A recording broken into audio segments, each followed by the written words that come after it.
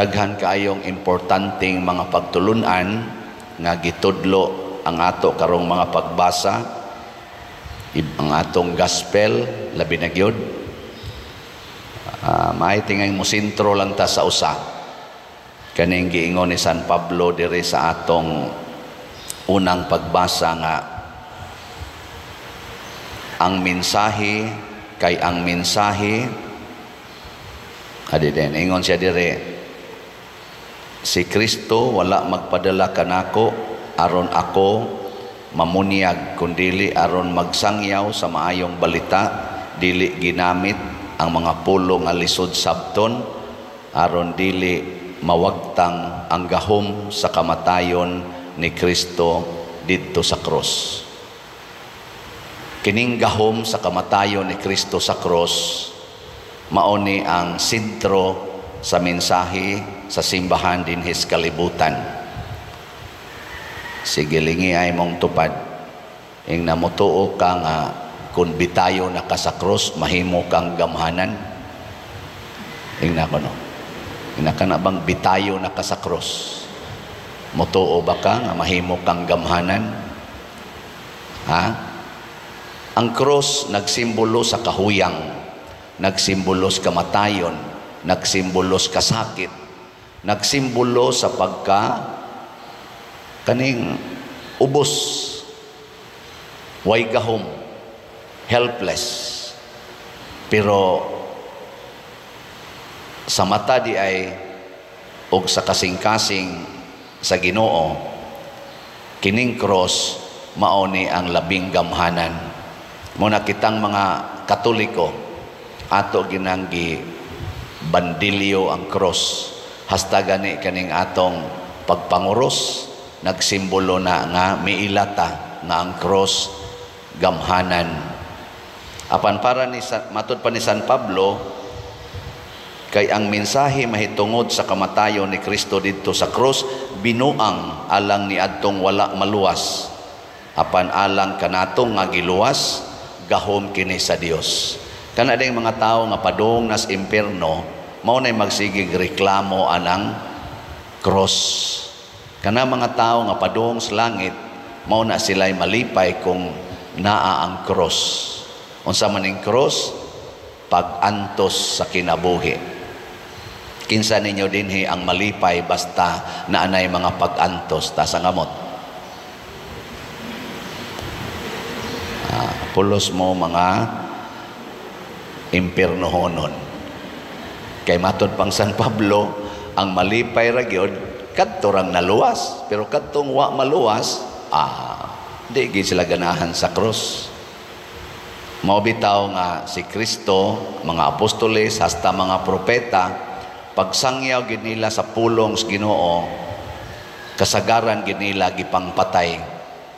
Si Kristo sa ningon sa siya mga apostoles, kung sundo ninyo ang akong gisulti nga isangyaw ang maayong balita nga mao ang kamatayon diha sa krus, ang gahom niining maong kamatayon, kontrahon mo sa tibuok kalibutan. Kontrahon, masuko ang kalibutan. Pero musikat sa noon tag masuko kay i-post man ta sa social media. Bitaw, ngano man nga masuko man kalibutan, kay si Kristo nagsulti man nga kung tamparuson imong pikas aping, ipatamparos ang pikas. Mao man na ang cross. Kana bang malipay ka kung dunay mo tamparos nimo? Kung dauton kamo, kung biay-biayon kamo, kung lutuson kamo, paglipay. Gisayunan ka ana, paglipay. Bekin sa man ninyo din hibi, malipay nga, lutuson ka, biay-biayon ka, bugal-bugalan ka, dauton ka, malipay mo na. Pero si Kristo ningon paglipay, moingon gina ang mga taga-kalibutan nga binuang man na. Mo na nga niingon si Kristo para sa mga tao nga wa maluwas kanang ni argis kalibutan ang panghuna-huna, binuang ang cross. Matod pagay diri sa dayong katapusan sa sulat ni San Pablo, niingon diri, apan ang mga Hudiyo nagkinahanglan og mga milagro aron motuo sila, milagro. Og ang mga Griego nanginahanglan og kaalam. Apan alang kanamo, nagsangyaw kami kang Kristo nga gilansang sa krus, og kining mensahia wala kahimuti sa mga Hudiyo og giilang binuang sa mga dili Hudiyo. Yan, nindot kayong ending. Apan alang ni adtong gitawag sa Dios, Hudiyo siya o dili Hudiyo or Filipino, si Kristo mao ang gahom ug ang kaalam sa Dios. Kay ang giisip nila nga binuang sa Dios mas maalamon pa kaysa kinaadman sa tao, ug ang ilang giisip nga kahuyang sa Dios mas lig-on pa kaysa kusog sa tao. Kasabot mo ani. Lingiyay mong tupad na kasabot ka ng gibasang pader.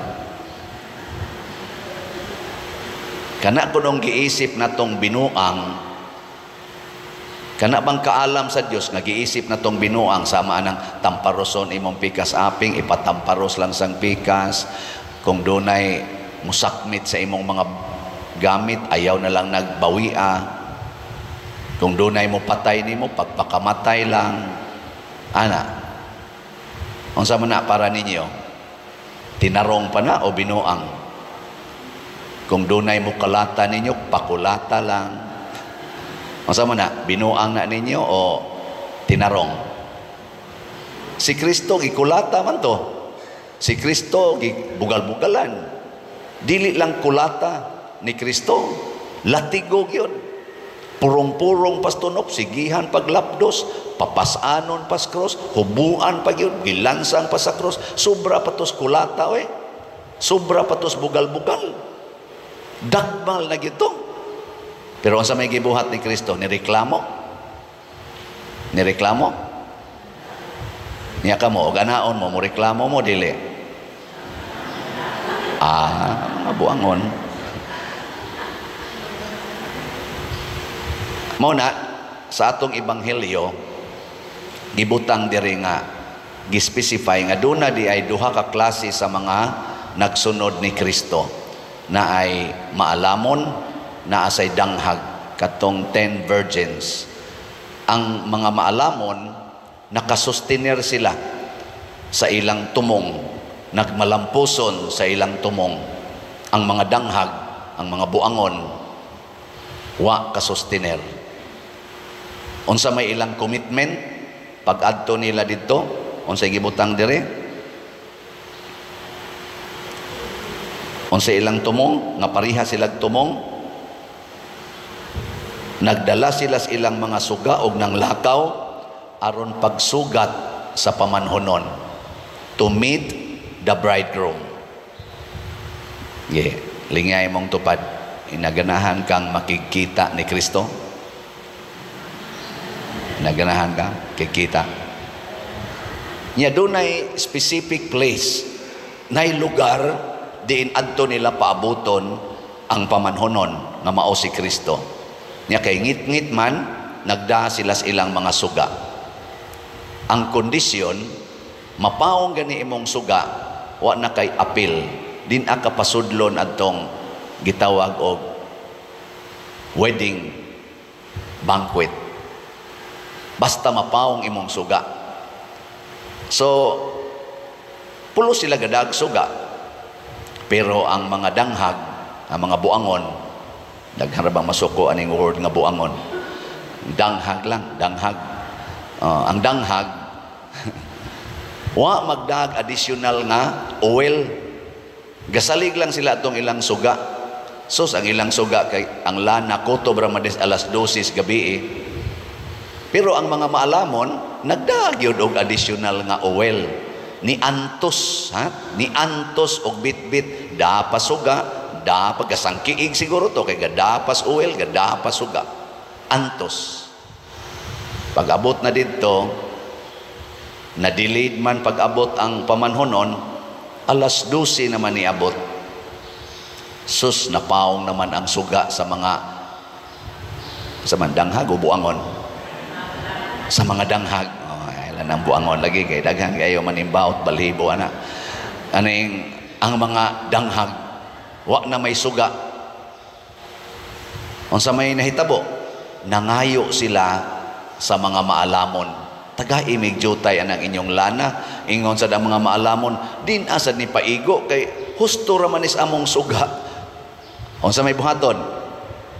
Panglakaw mo, pamalit mo og lana didto sa tindahan. Ang mga danghag ng lakaw og nipalit og lana. So na-change ang ilang commitment. Imbis maghuwat sila sa pamanhonon, adtong gutlua na ilisan ang ilang hunahuna, mangita mig lana. Kakuha mo? Na-change ang ilang commitment. Karon kay niabot man ang pamanhonon samtang nangita pa sila lana. Gipasod sila wa sila kasod. Ang nikuyog kadtong 5 kay andaman wa man mausab ilang commitment. So dayon sirad ang pultahan. Karon nakakita na sila lana, nibalik na sad sila sa ilang commitment to meet the bridegroom. Oy gisirad-an namang pultahan. Pagtuktok nila unsa may gisulti sa bridegroom, wa ko makailan ninyo. Unsa may implication ani sa atong kinabuhi?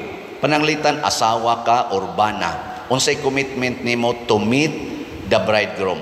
Asa nimo sugaton ang Ginoo? Asa nimo sugaton? Diha sa imong pagkabana, diha sa imong pagkaasawa. Nya karon kay gikulata man kas imong bana. Unsa man? Mopadayon pagkaasawa. Gikulata man kas imong asawa. Gi-abuse man kag may imong asawa. Daghang diaro mga bana nga abused physically, mentally, and emotionally sa mga asawa. Daghan sa mga asawa nga abused by husbands. Unfair sad kay na nga magsige ra tag ingon nga panalipdan taning mga asawa. Unya ang mga bana nga gi-abuse sa mga asawa. Wa na lamoy panalipod ana. Nakaron gi-abuse kas imong asawa or sa imong bana. Unsa man, mo give up ka sa imong pagkaasawa o sa imong pagkabana? Mo give up ka? Makig-divorce ka? Makigbuwag ka? Din ani mo makit-an ang Ginoo? Kay anha man ka diha sugaton sa Ginoo, mao bitaw sa pagkabana o sa pagkaasawa, mo ingon kita till death do us part. Kay kanang death mauna na ang panahon nga magkita na tas Ginoo. Inig kamatay nato tan-awon sa Ginoo ang atong original commitment to meet Him. Asawa bagyapon ka karon, hangtod karon asawa bagyapon ka, hangtod namatay ka. Ingka dili kabit na lang ko kay nagpuyo-puyo na mi. Sige, impierno ka. I do not know you. Bana bagyapon ka hangtod karon, di na Lord kay akong asawa nangabit man. Tuanam sad sila'y anak, karon gapuyo-puyo lang sad ko. Din ako bana. I do not know you. Pari bagyapon ka. Dili nyor kay ang madre nakigpuyo nako. I do not know you. Ana kay ang akong gi-commit nimo nga magkita ta nga pari. Mao bitaw ang pari till death gyapon na. O dili gani till death kay you are a priest forever in the line of Melchizedek. So ang commitment sa pari sa unsa na? Poverty, chastity, and obedience must be until heaven. Ana. Tinuod sakit. Ako sa akong pagkapari, nagtinarong ko, naningkamot kog tinarong pagsangyaw. Ang akong mga gihigugma nga gisangyawan, muatake nako, butang ta social media usahay, sintruhon gitag insulto, pero moingon ra gyud ko, Lord, ako ni silang higugmaon. This cannot change my love for them. Gusto kong magpabiling pari, dili makiglantugi. Kay matod pa diri sa atong suwat ni San Pablo, ningon siya diri, busa unsa man unyay kapuslanan sa mga maalam ug sa mga makinaadmanon ug sa mga batid sa lantugi nining kalibutana. Unsa may kapuslanan, may kay kamulantugi, mag-away ta diha social media, mo sige ta diha paulbo aning ato mga kasuko o kahiubos using our human wisdom. Unya di wa na di ta mohaom sa divine wisdom and power. Ug unsa man na ang pag-antos. Mao bitaw nga antos lang sad ta.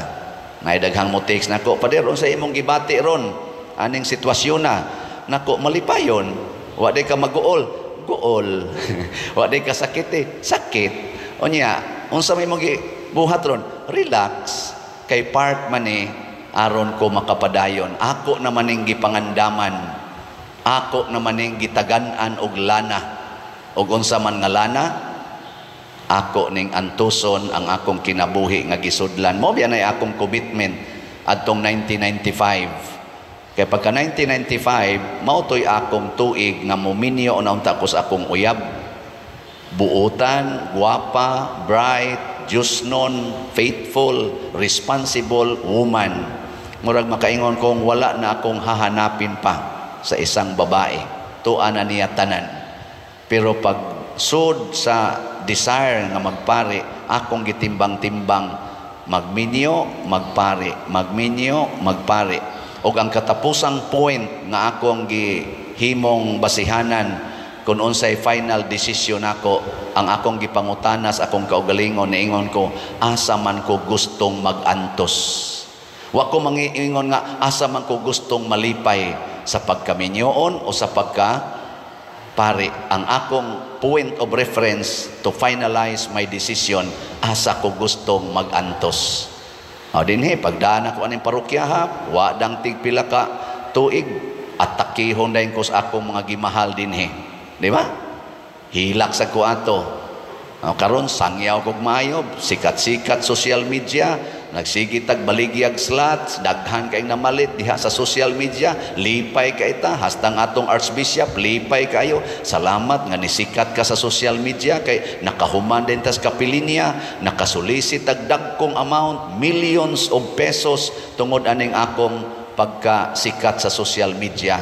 Pero dinhi ra sad sa social media giatake ko sa mga wa kauyon ako.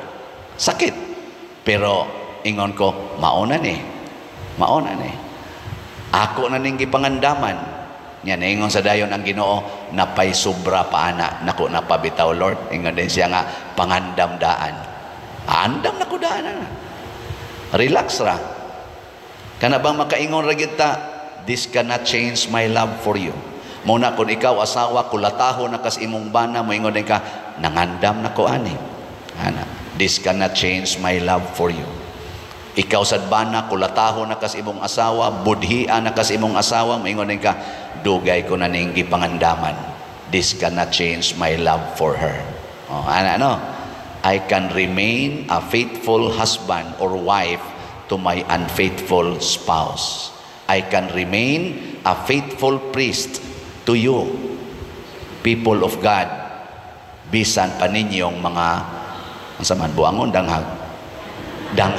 Ay lagi ng buangon kay daghang ma-ratol ana.